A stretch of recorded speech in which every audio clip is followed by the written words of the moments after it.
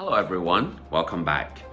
Now, today we're going to talk about what legit journals have to adhere to. What are the conditions that they must follow in order to be a legit journal?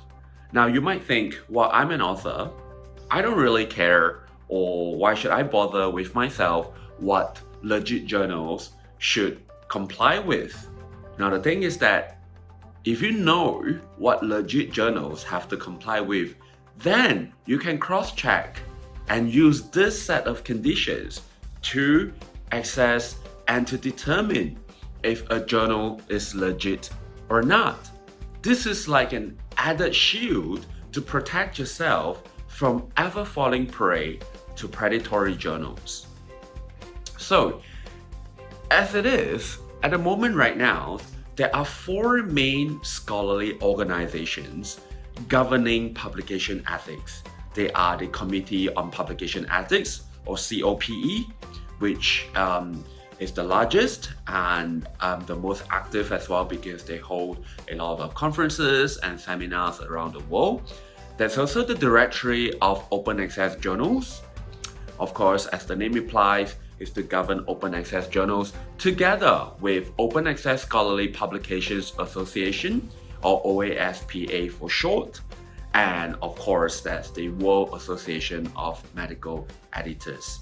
Right? If you go to their website, they will give you a lot of tips, and also they will list out the 16 principles of transparencies and best practice for scholarly publications that journals have to adhere to.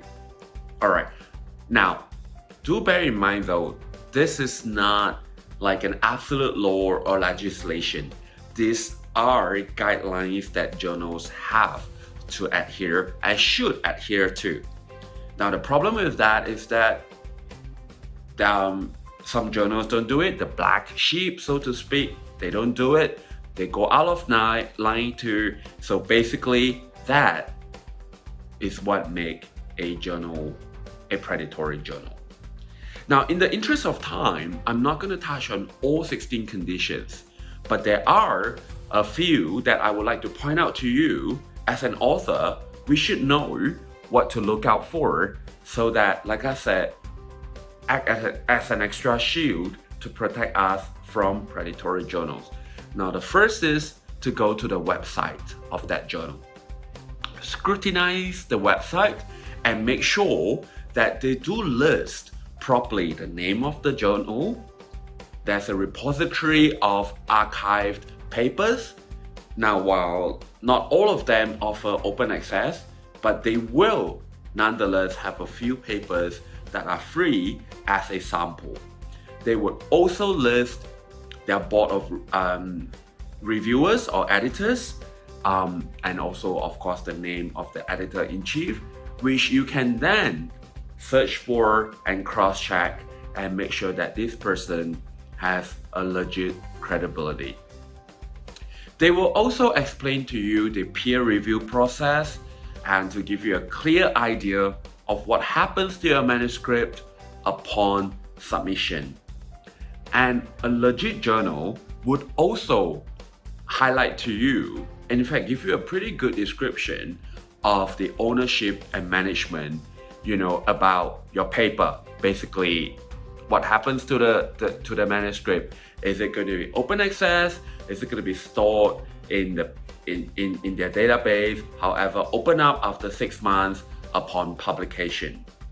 Okay, so all this information would not leave you wondering what's going to happen to my paper, or who are the people who will be handling your paper. Now, we're not talking about the reviewers. We're actually talking about the editors and the editors-in-chief.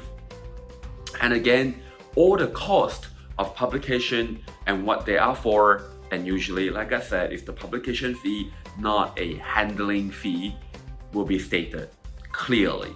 Alright? So look through all these conditions.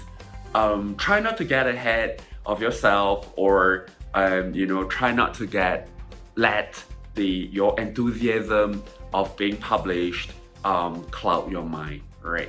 keep calm, look through the conditions, and again, if in doubt, abort the plan. Okay? Do not be fixated on one particular journal to get published in. There are always other choices out there. And a final note is, if in doubt, use journal selection services like the one offered by Inago. Thank you.